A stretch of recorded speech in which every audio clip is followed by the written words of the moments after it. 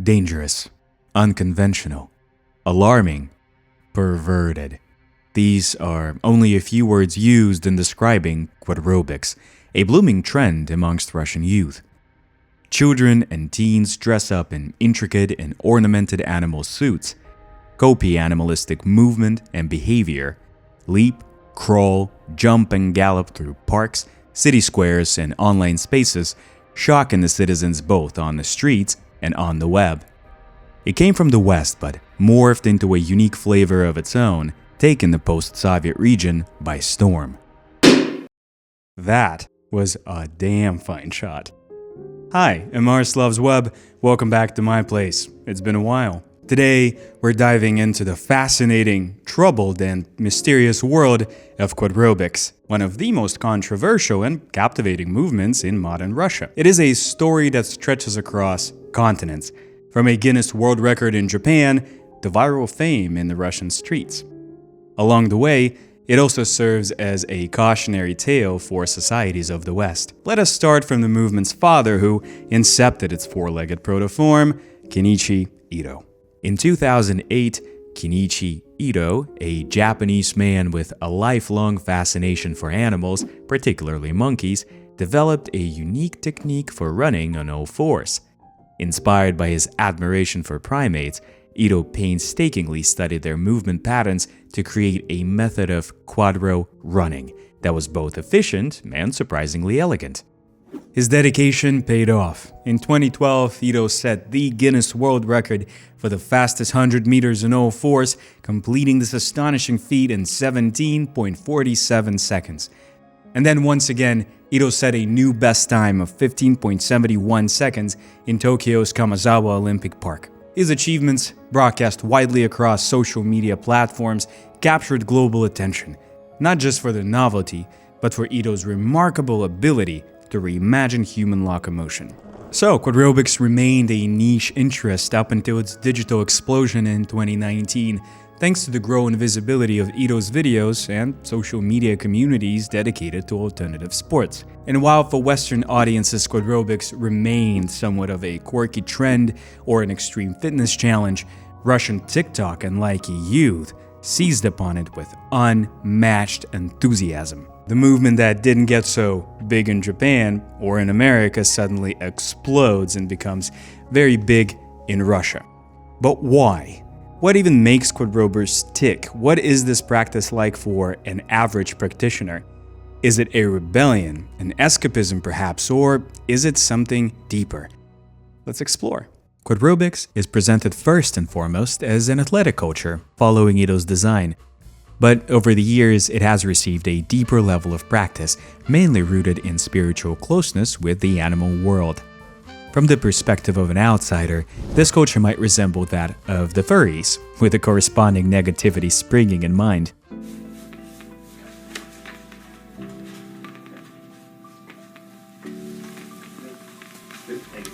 Quadrobics as a phenomena, though, is far more complicated in its political and cultural context. A quadrober's life cycle is festive in color and yet arduous in choice. Any practitioner is initially faced with what is known in the practice as a stereotype choice. A stereotype is the animal that a quadrober will embody and associate with during practice. Unlike the rigid determinism of, say, a blood type, a stereotype is something far more ephemeral, more rooted in intuition than biology. It is not assigned, but discovered, often through a mix of playful experimentation and introspective soul-searching. It is only then a definitive choice can be made, an act more reminiscent of a revelation than a deliberate decision. It is very easy to throw on a mask of a cat and do some purrs and meows and jumps and call it a day, but in real quadrobics, it's the careful intuition that matters the most. Unlike long-established disciplines like judo with their codified rules and techniques, quadrobics thrives in an ever-evolving chaos. There is no ancient handbook or some foundational text etched on some stone. Instead, the movement repertoire is an open-source creation, pieced together by its practitioners and disseminated online via Telegram chats, VK groups, likey, and inevitably TikTok.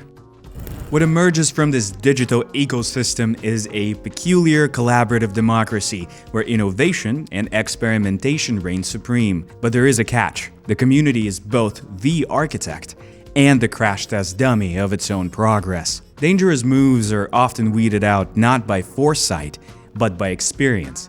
Sometimes painful, sometimes scarring. Trial by trauma is the way of development. In my attempt to untangle this peculiar phenomenon further, I stumbled across a pivotal figure, OnyxTherian. For many youngsters, Onyx's YouTube channel serves as the gateway into the world of quadrobics. Take for instance the foundational move, the four-legged jump. In one of her most watched video tutorials, Onyx offers a piece of advice that is equal parts practical and philosophical. You really have to fight through the fear to make the jump. And that is the thing about quadrobics. It isn't just about technical precision, it's about unlearning a lifetime of upright walking, reprogramming the body to embrace something primal and yet oddly structured. From there, the progression feels almost instinctual.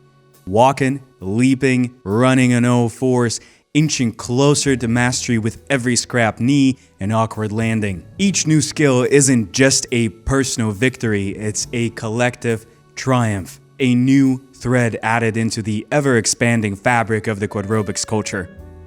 To understand why the quadrobics movement exploded virally the way it did, we need to turn our gaze to its very unlikely ally, the Soviet approach to centralized infrastructural building. If Russian history teaches us anything, it's that necessity fuels ingenuity.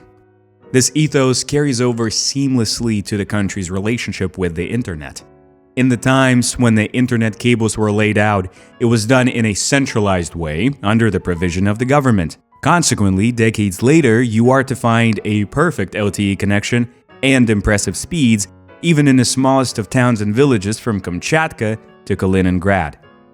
In the historical tradition of the region, the connection is everywhere and everyone is connected.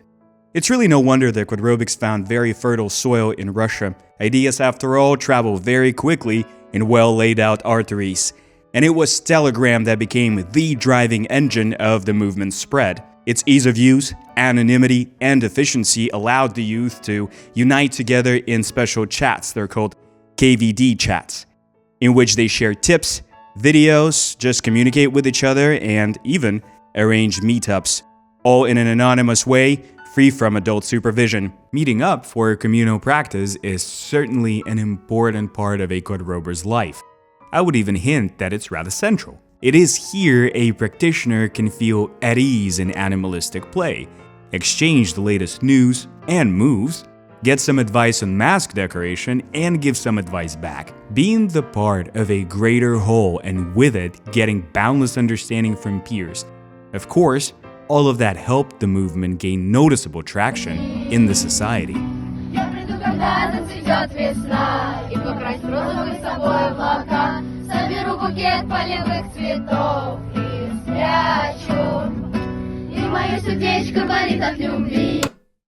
As quadrobics gained this traction, its visibility skyrocketed. But with visibility comes scrutiny and tension. In 2024, quadrobics made national headlines, not for its artistry, but for its controversy. In fact, the sheer number of mentions of quadrobics in the RuNet is stunning. From October 1st, 2023 to October 16th, 2024, more than 1.18 million messages mentioning quadrobics were published in the Russian-language segment of social networks. In total, they generated more than 39 million reactions.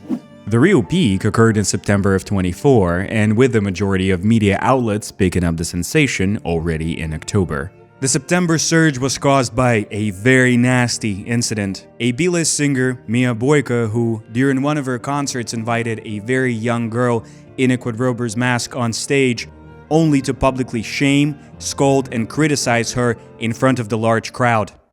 Ты тут у нас котенок или ты квадробик, не дай бог?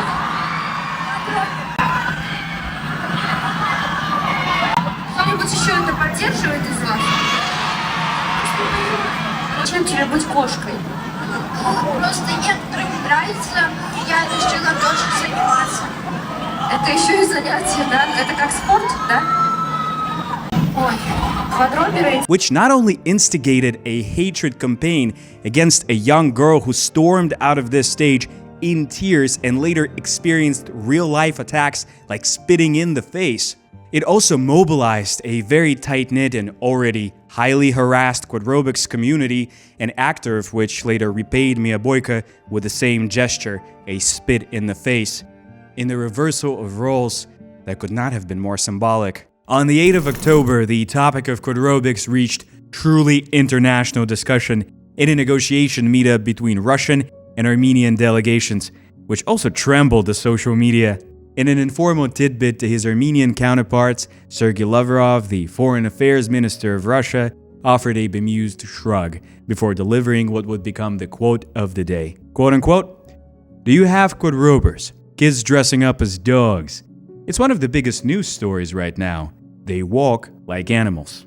To which an Armenian delegate, half smiling, replied, quote unquote, "It is a new movement."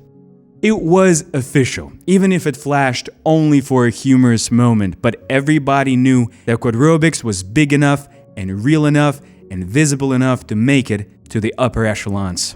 But step away from the bright, self-assured opinions of Moscow's intellectual elite and venture into the quieter rhythms of regional life in a place like Pskov. Here, the conversation about Quadrobics takes on a decidedly different texture. Among those surveyed, 35% believe that Quadrobics practitioners should be sent to a psychiatrist, a solution less about punishment and more about realignment with the norms of society. Another 10% were certain that community service would instill the discipline that these young performers seem to lack, while a smaller, more punitive minority, just 5% though, favored administrative sanctions.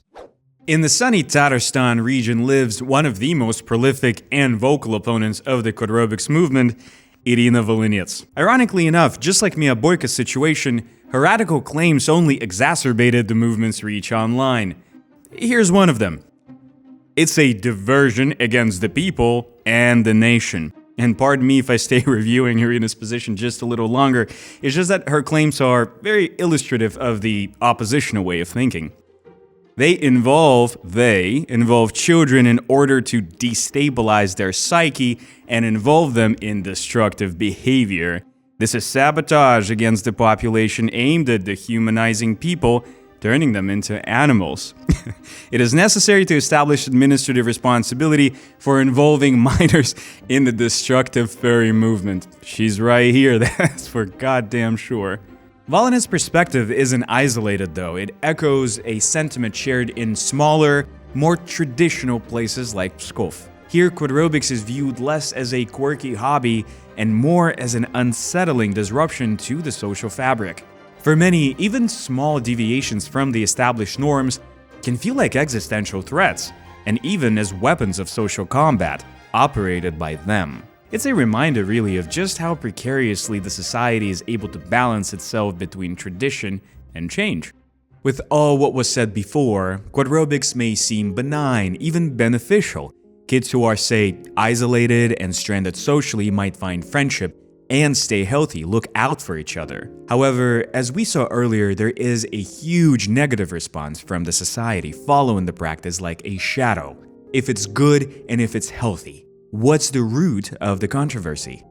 Well, collaborative democracy presupposes the absence of control from a single center, and that leaves the community open to misinterpretation of its rules, principles, and values, which further shatters what once was whole. And where there's fragmentation, there is always room for radicalization. Temptation of pushing things too far is in the very blood of humanity, especially in the blood of the post-Soviet region. Radical solutions are simple, some would even say pragmatic. And so, what began as a sport rooted in physicality and playful mimicry of the animal world has splintered into something much darker, a culture of animalistic being rather than movement. It is confused identification that plays the major role, and thus we see videos of kids in Quadrobers masks biting the citizens, scaring the local pets and wildlife, and scaring people away with feral barks. This fractured party is known as therianthropes, and they embody a profoundly questionable idea of being an animal both in looks and in actions. Is your stereotype a cat? Then you are to eat cat food only, or at least try to.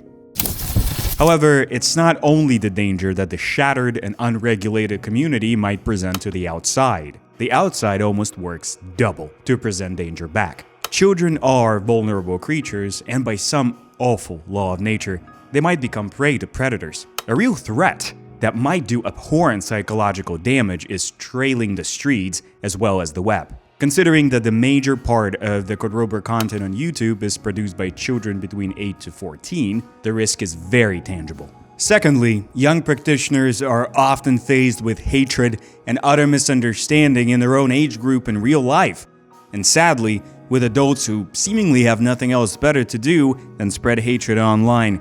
Just take a look at these comments, and that's just a few of them. Please stop multiplying. Did you at least give the kid a rabies shot? Millions of years of evolution. For this? Fuck. Ambassador of the word degradation. What makes this phenomena particularly fascinating, borderline paradoxical even, is that despite all the hostility, the number of Quadrobers is on the rise. It's indicative at least by a dramatic increase of Quadrober items sold online on Wildberries. It's like the Russian Amazon. Which means that a numerous number of parents, which is also growing, do purchase the paraphernalia because they are ready to accept the conflicting practice of the kid, which is cute, but they're ready to do so only in the confines of the home. A truly mind-bending predicament to embrace the extreme and the unordinary inside, and yet to vehemently oppose its expression in public. The reverberation of socialism still puts pressure even 30 years after the USSR's collapse. But what if we take a look back a little further than 30 years? What if I showed you this? Looks pretty familiar, doesn't it? Might it be the parents and the grandparents of modern Quadrobers wearing practically identical masks? Comically and interestingly enough, cladding oneself in animalistic attire is really not a trend, but more of a tradition in Russia. You're looking at an archive picture of children in the USSR visiting what's in Russian called Yolka. Yolka is basically the New Year's celebration for children. Think of it like a daycare masquerade show. Very interesting. The tradition of Yolkas is still pretty much alive. I mean, I've been to plenty of Yolkas myself when I was a kid, but are they really wearing like Quadrobers masks that the Quadrobers have right now? Well, let me explain.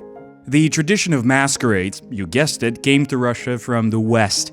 It was introduced by Peter the Great at the start of the 18th century. For such masquerades, animalistic masks obviously became a popular choice and made it all the way to the times of Catherine II, who later on, incidentally, moved the masquerade celebrations closer to New Year celebrations. As time went on, those two traditions merged into one very resilient tradition that outlived the very empire that birthed it. The USSR never abstained from letting kids play with animalistic images or role-play animals. I would even say that 7 out of 10 Russian parents and grandparents have a child picture of them wearing a rabbit mask or a fox mask and tail, the whole set. Thus, you can sort of trace a generational continuity, which is actually stronger than 3 governments combined. So, in all of its captivating history and truly fascinating dynamics, one question still remains unanswered to me. The question of whys. Why did it stick in Russia so much? Why did it gain so much popularity? Why is it still not dead? And it is right here where I'd like to take a little pause and thank you for watching up to that point.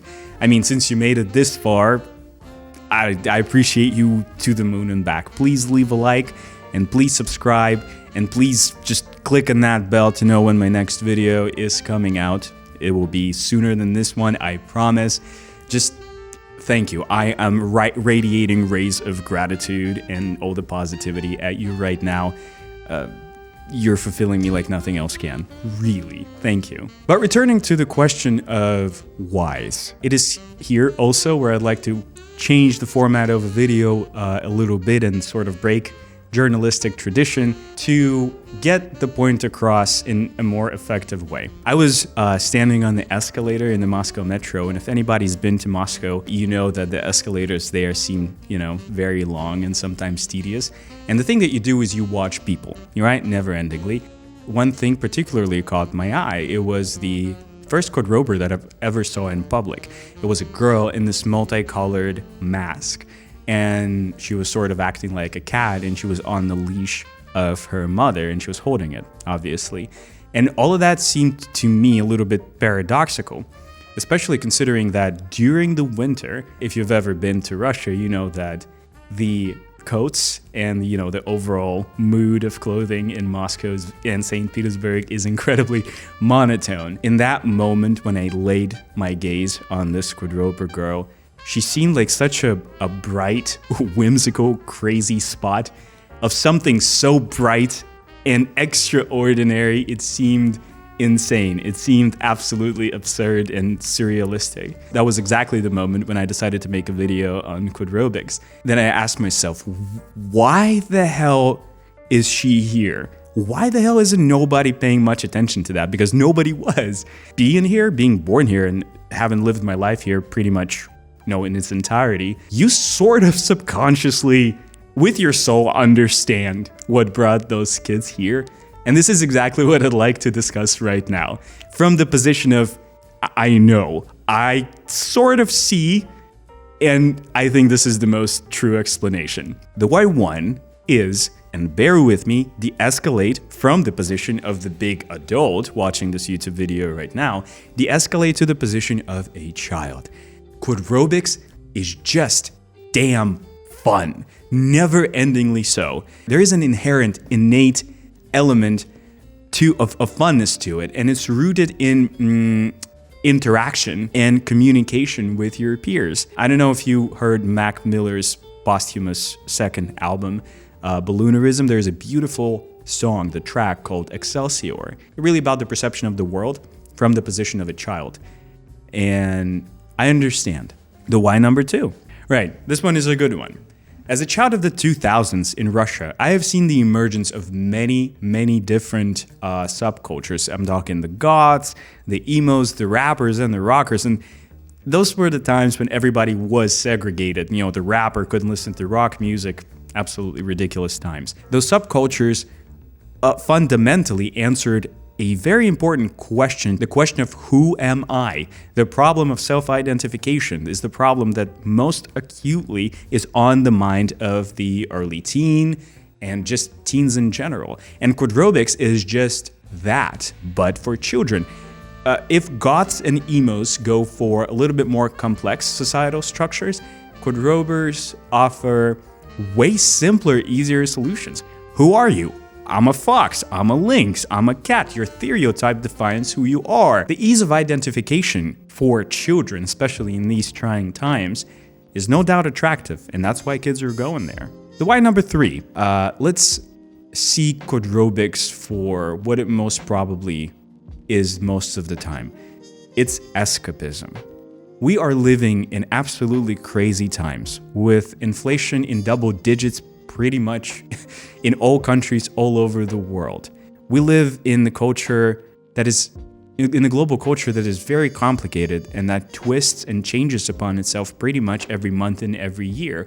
The world has become so much more difficult to live in and so much more complicated. We as a society couldn't have not thought that this would be directly reflected on the children. Just the very fact that children cannot articulate their pain and unease and discomfort, that doesn't mean that they're not carrying that weight with all of us and escaping from the world of gray, dull, and dim, rigid structures. Quadrobics is just that. It's colorful, it's free, all the rules are made up and limitations just don't matter. When you run like a rabbit, when you leap like a fox, when you swing like a cat or whatever. Okay, and we got the why number 4, and that is a good one, probably that all people living in post-Soviet region can relate to for sure, is the liminal nature of this time period that we're living right now. The country, the whole region is existing in a sort of liminal in-between state. We're not fully woken up from the deep socialist slumber of the USSR with inherent brutalism and standardization of character and normalization of everything and everybody. We're not out of there yet, but we're not fully engulfed in the toxic, blinding light of hyper-capitalism of 21st century. So it just seems to me that Russian culture is like a middle child tucked in both directions, not really knowing where to go. And it creates this sort of a tectonic pressure. And Quadrobics emerges, and it's not just a mere subculture. Quadrobics is joyful, it is strange, it is whimsical, awkward, comedic, and sometimes, just occasionally, very dark, just like the society that birthed it. You know, I always thought that Quadrobics, it's like a splash of lava, spilling mile high, birthed out of collisions of two massive cultural tectonic plates. It's such a gushing and iridescent release of potential energy or transformation. It really couldn't be reserved any longer. But you know, destructive as it may be, it's out of the violence of Earth's deepest and most formidable collisions, invisibly, yet inevitably, diamonds are born. So, what awaits Quadrobics in the future? Personally, I don't have the slightest clue. It could wither away in the wind of time, or perhaps enter the realm of normality. Let me know in the comments what you think awaits our dissected practice. But it is one thing I know for sure. And these children that you spit on as they try to change their worlds are immune to your consultations. They're quite aware of what they're going through. Thank you for watching. It's Arslov's Web. See you in the next one.